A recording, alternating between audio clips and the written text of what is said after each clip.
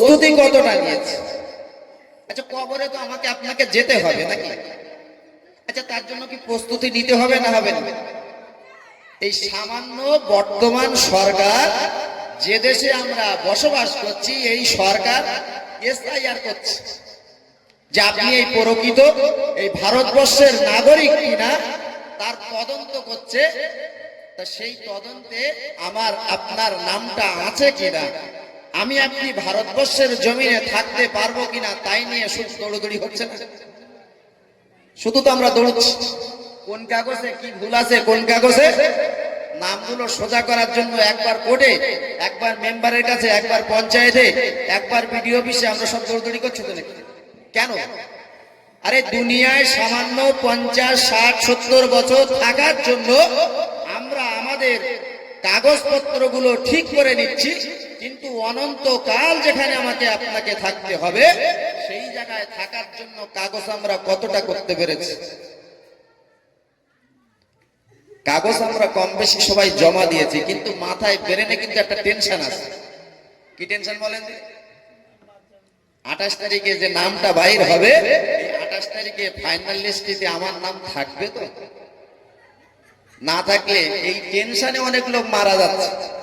শুধু সামান্য নামে যে শুনানিতে যেতে হবে, এই টেনশনে অনেক মানুষ মারা গেল। তাহলে টেনশনে যদি মারা যায়, তাহলে এই দুনিয়ার জমিনে যিনি আমাকে খাওয়ার দেন, যিনি আমাকে সুন্দর দেহ দিয়েছেন, যিনি আমাকে সুন্দরভাবে চলার মতো ক্ষমতা দিয়েছেন, যিনি আমাকে সুন্দর ব্রেন দিয়ে দুনিয়া করার মতো তৌফিক দিয়েছেন, যিনি আমার হাত পা এত সুন্দর করে দিয়ে এই পৃথিবীতে বিচরণ করার মতো ক্ষমতা দিয়েছেন, সেই আল্লাহ তিনি আমাদেরকে ডাকবেন, তার কাছে আমাকে আপনাকে যেতে হবে। তার কাগজপত্রগুলো তো সোজা করে নিয়ে যেতে হবে নাকি? নাহলে কি ছাড় পাবো? ছাড় কিন্তু পাবো না বাবু। আল্লাহর দরবারে আমাকে আপনাকে সবাইকে ধরা দিতে হবে। আর এই ধরা যখন আমি আপনি দেব, কিছু তো নিয়ে যেতে হবে। আজকে দুনিয়ায় আমার নাম যাই হোক না কেন, ঘুষ দিয়ে আমি আমার নামটা সংশোধন করে নিতে পারছি। দুনিয়ায় আমার কাগজপত্রগুলো যাই খারাপ হোক না কেন, দুনিয়ার বিচারে, দুনিয়ার আদালতে, দুনিয়ার কোর্ট থেকে আমি পয়সার বিনিময়ে সবকিছু ঠিক করে নিচ্ছি। কিন্তু কবরে যখন আমাকে রাখা হবে, এই কবরে রাখার পরে আমার ওই ফেরেশতারা যখন এসে জিজ্ঞাসা করবে, মান রব্বুকা, তোর প্রতিপালককে, তোর প্রভুকে, ওখানে 500 টাকার বান্ডেল দিয়ে বলবো, ফেরেশতা আমি ভালোভাবে ওটা মুখস্থ করতে পারিনি, আমি দুনিয়ায় ভালো কাজ করতে পারিনি, এই নাও 500 টাকার বান্ডেল নিয়ে চলে যাও, তোমার আমি এই প্রশ্নের আর জবাব দিতে পারবো না। আচ্ছা, এই বুদ্ধি খাটবে তো সাথে সাথে? তাহলে দুনিয়ায় আমরা কেন এত মাতামাতি করছি? কেন? দুনিয়ার জমিন থেকে আমরা কেউ তো ছাড় পাবো না। তাহলে আমাদের উচিত হলো এই পৃথিবীর জমিনে যতদিন থাকবো ততদিন আল্লাহর হুকুমগুলো মেনে চলার এবং রাসূল পাক সাল্লাল্লাহু আলাইহি ওয়াসাল্লামের রেখে যাওয়া নীতি আদর্শগুলো আমাদের জীবনে বাস্তবায়ন করা, এটাই তো বুদ্ধিমানের কাজ। যদি না করি, ওইভাবে যদি চলে যায়, তাহলে আল্লাহর দরবারে আমাকে আপনাকে কাল হাসরের মাঠে, ময়দানে মাহশরে মুখ দেখাতে পারবো?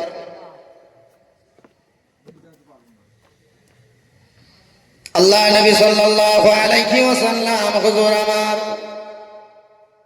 দয়ার নবী দুনিয়ার জমিন থেকে বিদায় নিয়ে চলে গেলেন। আল্লাহ নবী, দয়ার নবী আমার মদিনাতুল মুনাওয়ারায় নীল গম্বুজের নিচে শুয়ে শুয়ে আরাম করেন। আল্লাহ নবী সাল্লাল্লাহু আলাইহি ওয়াসাল্লামের মাজার মুকাদ্দাস সমস্ত পৃথিবীর মানুষগুলো যায় আল্লাহ নবীর মাজার মুকাদ্দাস জিয়ারত করার জন্য। আল্লাহ নবীর মাজার মুকাদ্দাসের পাশে দাঁড়িয়ে দাঁড়িয়ে সালাম দেয়, আসসালামু আলাইকা ইয়া রাসূলুল্লাহ, আসসালামু আলাইকা ইয়া হাবিবাল্লাহ বলে সকলে সালাম দেয়।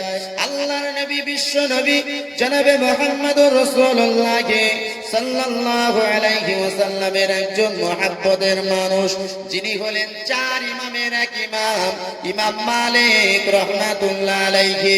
ইমাম মালিক রাহমাতুল্লাহ আলাইহি হুজুর আমার যখন কাবা বাইতুল্লাহ জিয়ারত করার জন্য চলে গেলেন, কাবা বাইতুল্লাহ শরীফটা তিনি সুন্দরভাবে জিয়ারত করলেন।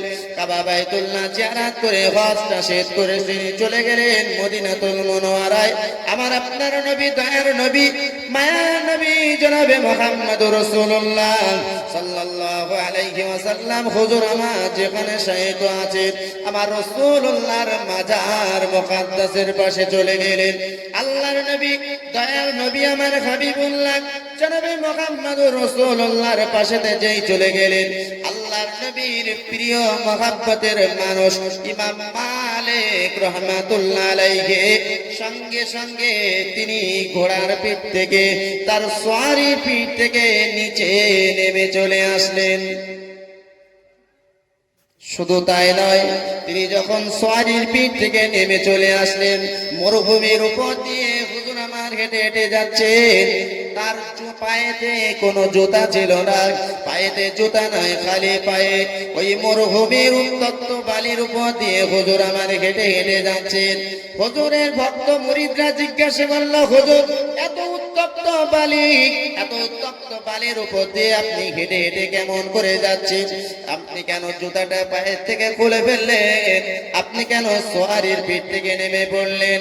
ওই সময়তে ইমাম মালিক রাহমাতুল্লাহ আলাইহি বলেছিলেন, বাবারা, ও বাবারা, আমি ইমাম মালিক, আমি জানি না কোন জায়গাতে আমার দয়ার নবী আমার, কোন জায়গাতে মায়ার নবী আমার হেঁটে হেঁটে চলেছেন, কোন জায়গাতে আমার রাসূলুল্লাহ হাত দিয়েছেন, কোন জায়গাতে আমার রাসূলুল্লাহ কদম মোবারক ফেলেছেন, ওই জায়গাতে যদি আমি ইমাম মালিক আমার পায়ের জুতাটা পড়ে যায়, কাল হাসরের মাঠে ময়দানে মাহশরে বিশ্ব নবীর দরবারে মুখটা কেমন করে দেখাবো?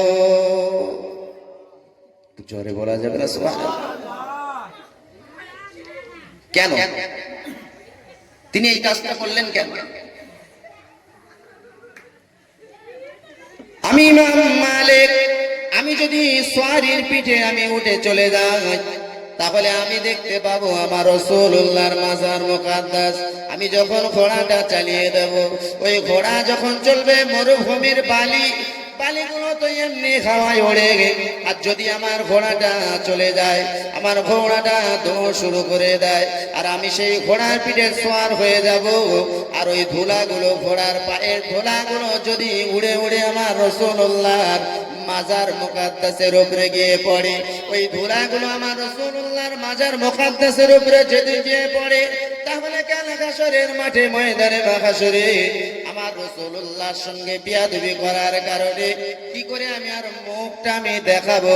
এই কারণে আমি ইমাম মালিক ঘোড়ার পিঠে সওয়ার হই না। একটু জোরে বলা যাবে না সুবহানাল্লাহ? এটাই তো প্রকৃত নবী প্রেমিক, এটাই তো প্রকৃত ধার্মিক মানুষের পরিচয়। আজকে দুনিয়ার জমিন থেকে আমাকে আপনাকে বিদায় নিতে হবে, কিন্তু এমন কিছু তো করতে হবে যে কাল হাসরের মাঠে ময়দানে মাহশরে আমার আপনার মুখটা আমরা তুলবো, সেই মুখটা যেন আমরা সুন্দরভাবে ইজ্জতের সঙ্গে সম্মানের সঙ্গে তুলতে পারি। এই চিন্তা তো আপনাকে আমাকে রাখতে হবে। আজকে রাসূল পাক সাল্লাল্লাহু আলাইহি ওয়াসাল্লাম তিনি আমাদের কাছে যে দ্বীনটা রেখে গেছে, যে ধর্মটা রেখে গেছে, যে ইসলামটা রেখে গেছে, সেই ইসলামটাতেও আমাকে আপনাকে মেনে চলতে হবে। এই শরীয়তের বিধান যদি আমি আপনি না মেনে দুনিয়ার জমিন থেকে যদি বিদায় নেই, তাহলে আল্লাহর কাছে আমরা কি করে মুখ দেখাবো? অন্যান্য নবীদের বিষয়টা আলাদা, কিন্তু আমার আপনার নবী, বিশ্ব নবী, সমস্ত কিছু তিনি নিজে অবলম্বন করে, নিজে চোখে দেখে এসে আমাদের কাছে বর্ণনা করেছেন।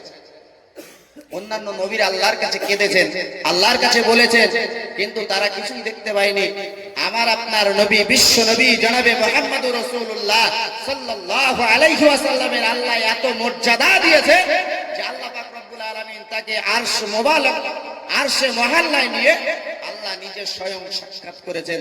আমার আপনার নবী, দয়ার নবীর সঙ্গে আল্লাহর সঙ্গে সাক্ষাৎ হয়েছে সামান্য 1-1.5 ফুট ডিফারেন্সের ভিতরে আল্লাহ নবীর সঙ্গে সাক্ষাৎ হয়েছে।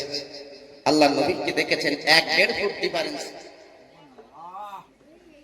কতটা মর্যাদা দিয়েছেন অনেক নবীরা, বিশেষত নবী মুসা আলাইহিস সালাম, তিনি অনেকবার চেষ্টা করেছেন আল্লাহর সঙ্গে সাক্ষাৎ করার জন্য, কিন্তু আল্লাহ সেই পারমিশনটা দেয়নি, সেই সুযোগটা দেয়নি। সেই সুযোগটা যাকে দিয়েছিলেন তিনি হলেন আমার আপনার নবী, বিশ্ব নবী জনাবে মুহাম্মদুর রাসূলুল্লাহ। যখন মেরাজে গিয়েছেন, যখন একটা একটা আসমান পার হচ্ছেন, হযরতে মুসা আলাইহিস সালাতু ওয়াস সালামের সঙ্গে দেখা হলো ষষ্ঠ আসমানে।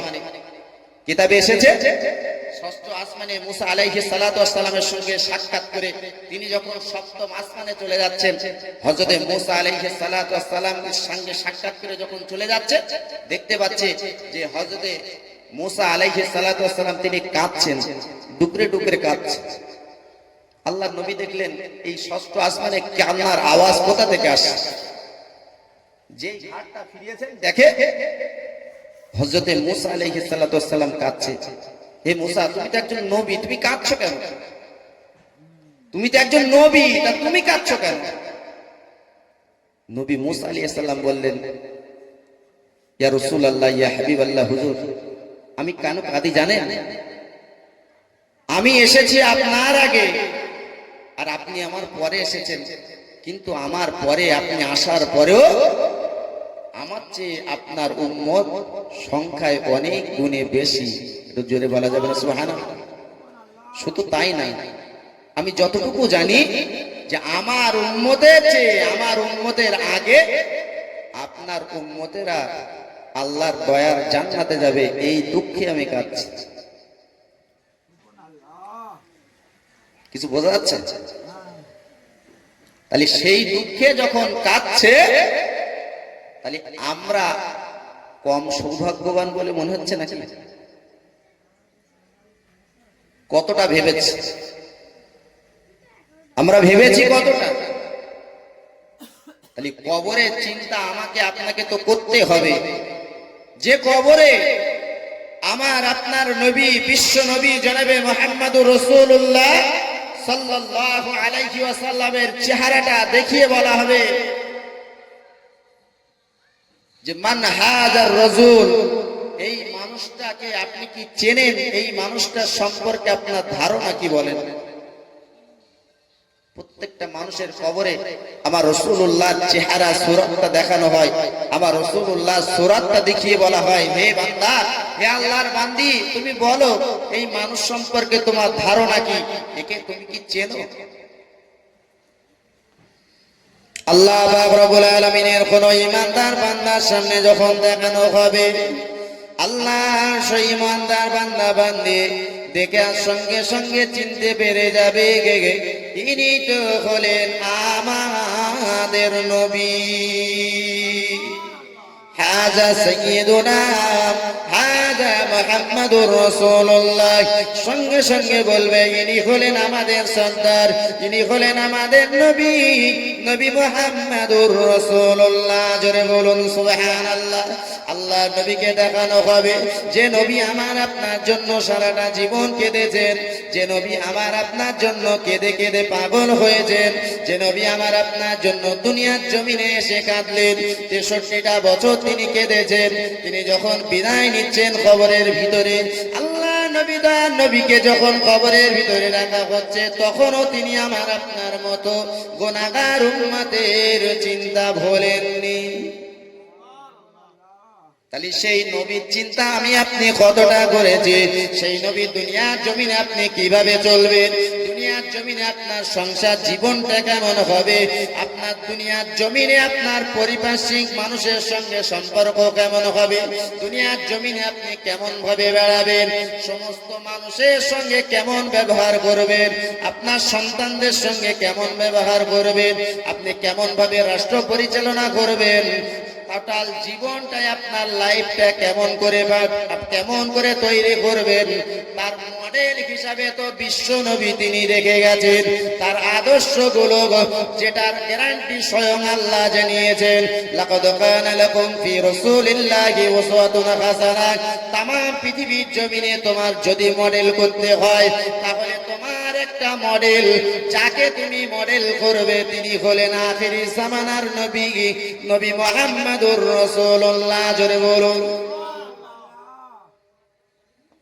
তাহলে নবী মুহাম্মদুর রাসূলুল্লাহ মডেল করে আপনার জীবনটা চালনা করতে হবে। আল্লাহ আমাকে আপনাকে পাঠিয়েছেন সেই মডেলটা দেখার জন্য তো নাকি? আল্লাহ আমাকে আপনাকে পৃথিবীর জমিনে পাঠিয়েছেন তার তো একটা উদ্দেশ্য আছে। যে উদ্দেশ্যটা তিনি বললেন, ওমা খলাকুল জিন্না ওয়াল ইনসা ইল্লা লিয়াবুদুন, যে আমি জিন জাতিকে আর মানব জাতিকে ইল্লা কেবলমাত্র আমার ইবাদত করার জন্য পাঠিয়েছি। আচ্ছা, আপনি ইবাদত করবেন, এটা ভালো জিনিস। আচ্ছা, নামাজ পড়ার নাম কি? ইবাদত তো নাকি? রোজা রাখা ইবাদত, হজ করা এটাও ইবাদত। আপনি নামাজ পড়লেন, রোজা রাখলেন, হজ করলেন, সব তো ইবাদতের মধ্যে। আচ্ছা, আপনি যদি মনে করেন সারা রাত ধরে আপনি নামাজ পড়বেন, আচ্ছা নামাজ পড়া যাবে? রাসূলুল্লাহ সাল্লাল্লাহু আলাইহি ওয়াসাল্লাম সারা রাত কি নামাজ পড়েছেন? সারা রাত নামাজ পড়ে আল্লাহ নবী সাল্লাল্লাহু আলাইহি ওয়াসাল্লাম হুজুর আমার মসজিদে নববীতে বসে আছে। আল্লাহ নবী দয়ার নবী আমার মসজিদে নববীতে বসে বসে তিনি সাহাবীদের সঙ্গে কথা বলছেন।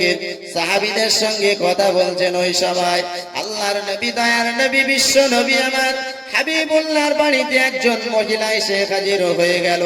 আল্লাহর নবীর বাড়িতে একজন মহিলা এসে হাজির হয়ে গেল।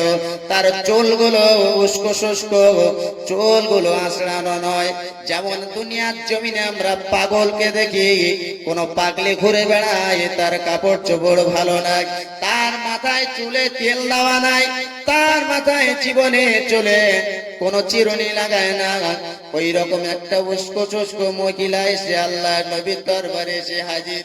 সালাম দিলেন, ইয়া রাসূলুল্লাহ, ইয়া হাবিবাল্লাহ। আল্লাহ নবীর বাড়ি থেকে সালামের জবাব আসলো না, কারণ আল্লাহ নবী তো দয়ার নবী বাড়িতে নাই। আল্লাহ নবী যখন বাড়িতে নাই, সালামের জবাবটা ভিতর থেকে আসলো না। আবার সালাম দিলেন, দেখতে পেলেন একজন মহিলার কণ্ঠস্বর। দেখতে পেলেন কে? বললেন, আমি আম্মা জান আয়েশা। আয়েশা ঘর থেকে বাইরে চলে আসলো। দেখলেন, সে দেখতে পেলেন একজন উস্কো শুষ্ক মহিলা, একজন উস্কো শুষ্ক মহিলা, মাথায় জীবনে তেল মাখে না, মাথায় চুল দিয়ে, মাথায় চিরুনি দিয়ে চুলটা আসলে সুন্দর পরিপাটি করে রাখে না। তার শরীরটা দেখতে পেলেন, শরীরের সমস্ত কাপড়গুলো নোংরা।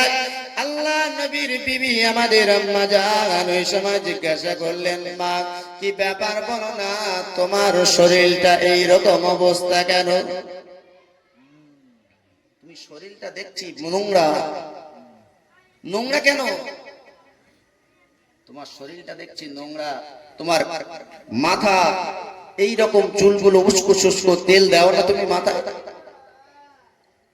তুমি মাথাটা পরিপাটি করে সুন্দর করে রাখো না কেন? এত সুন্দর করে বলছে মহিলাটা, বলছে আপনার সঙ্গে আমি বলবো না, আমি আমার বিশ্ব নবীর সঙ্গে বলবো। জোরে বলুন না সুবহানাল্লাহ।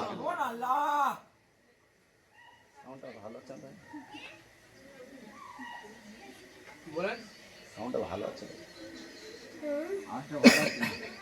কি করতে বলো, কথা একটু যে মাইক্রোফোন সরিয়ে আসছে সে এক কথা ফ্যান করে। তো বলছে যে ইয়া রাসূলুল্লাহ, ইয়া হাবিবাল্লাহ, হুজুর আমি রাসূলুল্লাহর সঙ্গে কথাগুলো বলবো, আমি আপনার সঙ্গে বলবো না।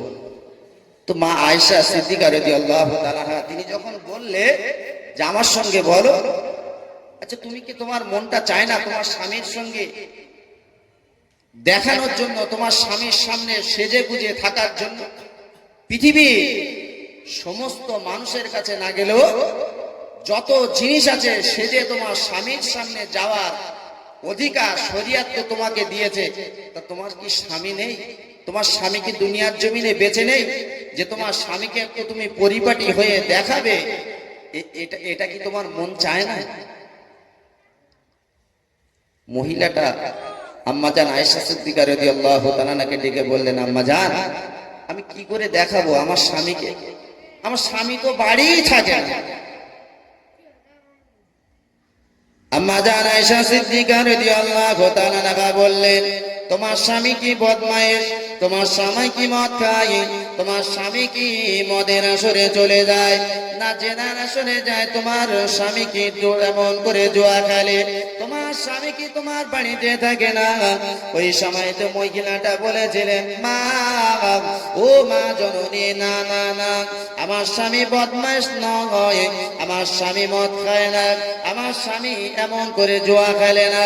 তাহলে কি ব্যাপার? তোমার স্বামী কোথায় আছে বলো না? বলে, আমার স্বামী সামাম রাত মসজিদের ভিতরে ইবাদতের মধ্যে কাটিয়ে দেয়। সারা রাত ধরে নামাজ পড়ে মসজিদের মধ্যে সারা রাতটা কাটিয়ে দিচ্ছে। তাহলে আমি আমার স্বামীকে কি করে দেখাবো? আমার এই যে সাজগোজ কার জন্য করব? আমার মাথায় আমি তেল মাখবো, চিরুনি দিয়ে সুন্দর পরিপাটি হয়ে থাকবো, এটা আমি দেখাবো কাকে? আমার স্বামী তো সারা রাত সে মসজিদের ভিতরে নামাজ পড়ে কাটিয়ে দিচ্ছে, তাহলে সে যে ইবাদত করছে সে তো আমার কাছে থাকে না, তাহলে আমি কাকে দেখাবো? বলছি এই অভিযোগ। আচ্ছা ঠিক আছে, বিশ্ব নবী আসলে আমি বিশ্ব নবীর সঙ্গে তোমার এই অভিযোগের কথা বলবো। চলে গেলেন মহিলাটা যখন চলে গেলেন, আল্লাহ নবী সাল্লাল্লাহু আলাইহি ওয়াসাল্লাম যখন বাড়িতে আসলেন, বাড়িতে আসার সঙ্গে সঙ্গে আল্লাহ রসুলকে দেখলেন, ইয়া রাসূলুল্লাহ, ইয়া হাবিবাল্লাহ, হুজুর আপনার অমুক সাহাবী, যে সাহাবীটা মসজিদে সারাক্ষণ নামাজ আদায় করে, ওই সাহাবীর বিবি তার স্বামীর প্রতি অবজেকশন করে গেছে, অভিযোগ করে গেছে। তো বলছে, কি অভিযোগ? বলে, ইয়া রাসূলুল্লাহ, ইয়া হাবিবাল্লাহ, তার স্বামী নামে এই অভিযোগ দিয়েছে, তার স্বামী তার বিবির হকটা আদায় না করে সারা রাত ধরে নামাজ পড়ে। আচ্ছা, নামাজ পড়া তো ভালো কাজ নাকি? আর এই অভিযোগ করলো তার বিবি, আর অভিযোগ করার সঙ্গে সঙ্গে রাসূল পাক সাল্লাল্লাহু আলাইহি ওয়াসাল্লাম এই অভিযোগটা যেই শুনলেন, তার চেহারাটা লাল বর্ণ হয়ে গেল, চেহারা লাল হয়ে গেল। আল্লাহ নবী, দয়াল নবী আমার হাবিবুল্লাহ জনাবে মুহাম্মদুর রাসূলুল্লাহ একজন সাহাবীকে ডাকলেন, বাবা সাহাবী, যাও আমার অমুক সাহাবী মসজিদে বসে আছে, আমার অমুক সাহাবীকে আমার সামনে ডেকে নিয়ে আসো। ওই সময়তে তাকে ডেকে আনা হলো। বললেন, বাবা সাহাবী, তুমি কি সারা রাত ধরে মসজিদে ইবাদত বন্দেগি করো? বলে, ইয়া রাসূলুল্লাহ, আমি तमाम রাত ইবাদত বন্দেগি করি। আল্লাহর নবী, দয়াল নবী আমার হাবিবুল্লাহ জানিয়ে দিলেন, না না না, তোমার এই ইবাদত আল্লাহর দরবারে গ্রহণীয় হবে না। তুমি এই মুহূর্তে বাড়িতে চলে যাও, তুমি বাড়িতে গিয়ে তোমার বিবির হক আদায় করো, কারণ তোমার বিবির একটা হক আছে তোমার প্রতি। যখন তার কোনো সন্তান, তার কন্যা সন্তানকে তোমার হাতে তুলে দিয়েছিল কোন পিতা মাতা, তার সমস্ত কিছু দেখভাল করবার দায়িত্ব, তার জীবনের সমস্ত দায়িত্বটুকু তোমার হাতে অর্পণ করেছে। তোমার তার সঙ্গে থাকা, তার সুখের দুঃখের ভাগিদার হওয়া, তার সমস্ত কথাগুলো শোনা, তার পাশে থেকে সুখ শান্তি সব কিছু দেওয়ার, সব কিছু দেওয়ার অধিকার তোমার আছে। অতএব তার সব কিছু জানার অধিকার তোমার আছে। অতএব তুমি তার অধিকারকে বুঝে দাও, তুমি তার পাশে থাকো, তুমি তার হকটাকে আদায় করো, আগে তুমি বাড়িতে চলে যাও।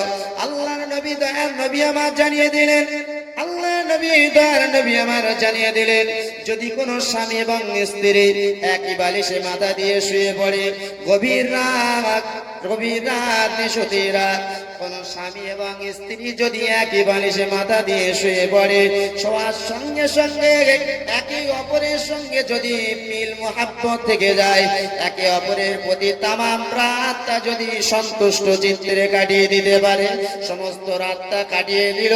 বিশ্ব নবী আমার জানিয়ে দিচ্ছে, রাত যখন শেষ হয়ে গেল, স্বামী তার স্ত্রীর উপরে সন্তুষ্ট আর স্ত্রী তার স্বামীর উপরে যদি সন্তুষ্ট সন্তুষ্ট হয়ে যায়, তাহলে আল্লাহ পাক রব্বুল আলামিন তামাম রাত ইবাদত করলে, নফল নামাজ নফল ইবাদত করলে যে সওয়াব হয়, ওই সওয়াব তাদের আমল নামায় আল্লাহ লিখে দেয়। তাহলে কে বলছে? বিশ্ব নবী বলছে, যদি কোনো স্বামী স্ত্রী একই বালিশে মাথা রেখে যদি তামাম রাত যদি কাটিয়ে দিতে পারে, আর স্ত্রীর প্রতি যদি স্বামী সন্তুষ্ট থাকে, আর স্বামীর প্রতি স্ত্রী যদি সন্তুষ্ট হয়, তাহলে সারা রাত ধরে নফল ইবাদত করলে যে সওয়াব হয়, এই সওয়াব আল্লাহ তাদের আমল নামায় লিখে দেন। জোরে বলুন সুবহানাল্লাহ। আর আজকে সমাজের বুকে এরকম আছে? আমাদের বাড়ি বালিশ করা, হ্যাঁ